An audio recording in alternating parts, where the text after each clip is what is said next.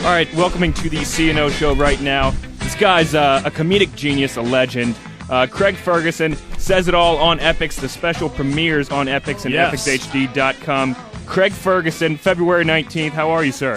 Hey, I'm good. How are you doing? Oh, very good, very good. I love watching your show. To be honest with you, I got to tell you, one of my favorite parts about your show is I can sit down and watch it with my dad, too, with my old man when I'm having a late night with him. That's so sweet. Oh, no, that's adorable. You still live with your pop? No.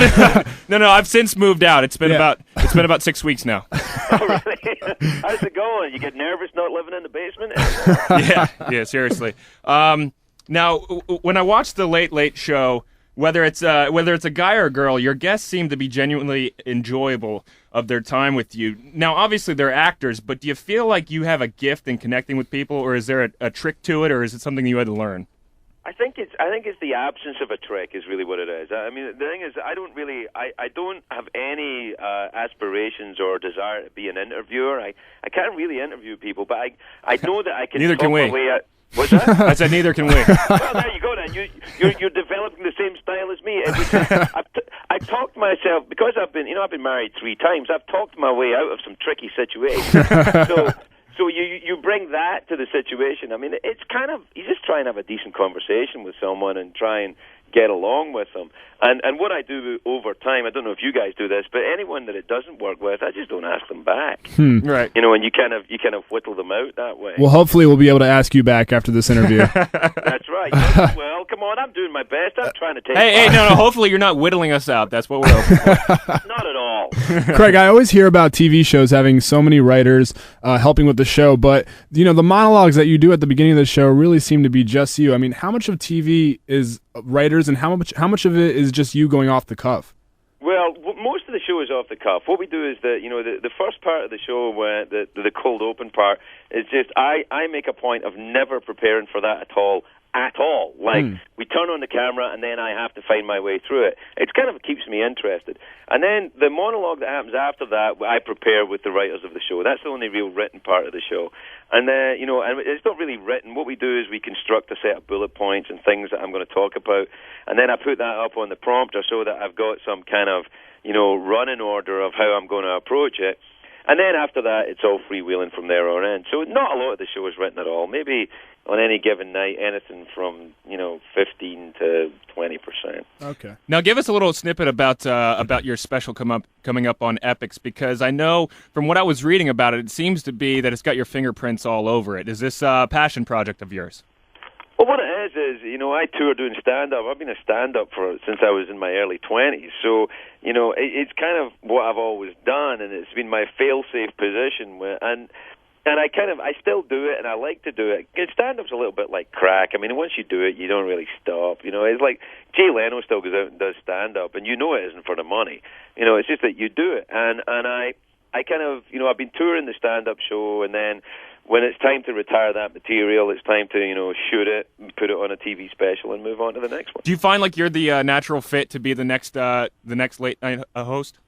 The next late night host for who? For Letterman when he's gone. No, man. I think it's more likely. I'm probably better suited to something like, the Food Network or something like that. I don't know that. I'm amazed I've lasted this long in the damn show I'm in, never mind getting another one.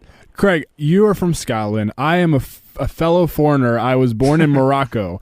Right, okay. I wanted to ask you, do you think that being a foreigner helped you in your career, or did it hold you back a little bit? Because I feel like it's holding me back. People can't trust me. Well, I don't know. I mean, I don't know what the Moroccan reputation is in your neighborhood, but Scottish people are all right in Los Angeles. There's no great kind of surge against them. I also, I've been here for a long time. I think it's helped and it's hurt me. I mean, it's just it is who I am, though. I mean, it's right. Like some people will say, "Oh, you're only funny because you're Scottish," and other people will say, "You're not funny because I can't understand you," or "You're just not funny." I mean, it's just like it is what it is. I'm kind of I think it's helped and hurt many times over. It's too often to kind of keep count. Huh.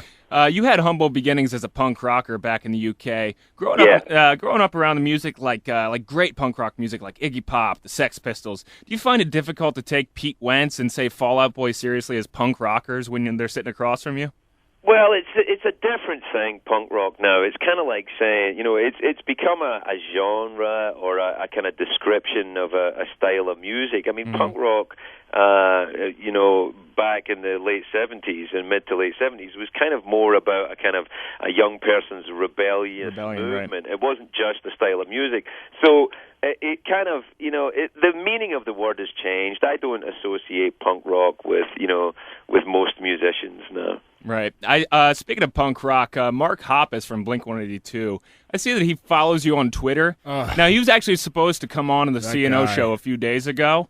Yeah. Now, I was curious, just, if this isn't cool with you. He blew us off, Craig. He blew us off. Yeah, I can't be responsible for the behavior of everyone who follows me on Twitter. I feel that's too much. Now, what I say, I feel like perhaps you could tweet him and say, hey, Mark, what the hell? Why'd you blow our guys on the CNO show off the other day? You're big time now. Is that 140 characters there? Because, I probably could do that. I think it is. I think it is. Let me just write this down. Hold on. So, Chris and Othello, the interview in Washington, blowing them off. I'm not really writing this down. I'm just saying it to make it sound like I'm writing it down. Right. It actually sounded like you were writing it. That's funny. I read on your wiki that you grew up a chubby kid who was often bullied. How did you kind of grow up and go from that to becoming a funny, successful comedian?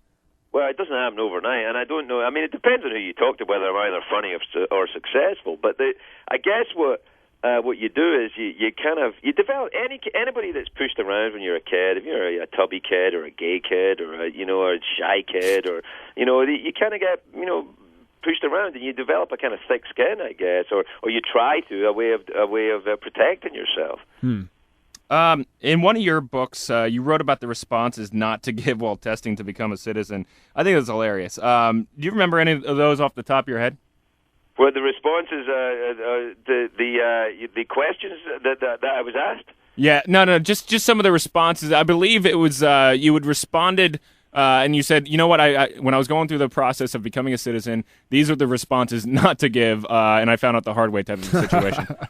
I can't even remember. It was a while ago. I mean, I remember I was joking around with the citizenship thing until I saw the look on the immigration officer's face, and I was thought, I think I better take this seriously. This is not a joke. I better answer these questions, or I'm going to be walking out here with my tail between my legs back to Scotland. Now, I'm sorry, Craig, every interviewer, every skilled interviewer, every notable interviewer always has like a favorite person that they have to interview, or maybe one that they put on a pedestal that they've always wanted to interview.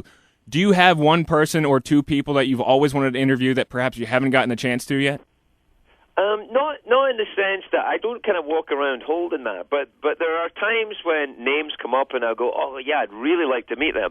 Like actually, just today, someone mentioned that Bob Geldof was going to be in town. Wow. And just because of the nature of where I come from and the time I grew up, and Bob Geldof's history with his with punk rock and then with Band Aid, and it just was it's a fascinating idea to sit down and talk to him for 20 minutes. So that's the kind of thing that I usually go for more than walking around wishing for individuals. But when names come up, I go, oh God, yeah, that'd be great. Hey Craig, one more question. I know you got to go. We really appreciate the time. You're a writer, actor, stand-up comic. You host your own show. You've done a lot with your career. What do you think your ultimate goal is?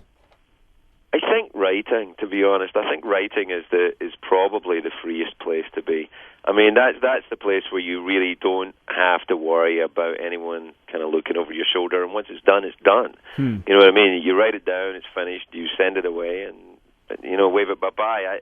I think ultimately that's what I'll do. I have this vision of myself growing old, just writing angry, cantankerous articles for a local newspaper or a website.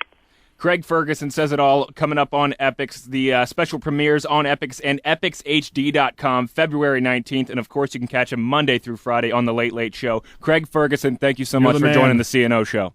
Thanks a lot, guys. I'll talk to you soon. Thanks, Craig. See you, bud. Bye.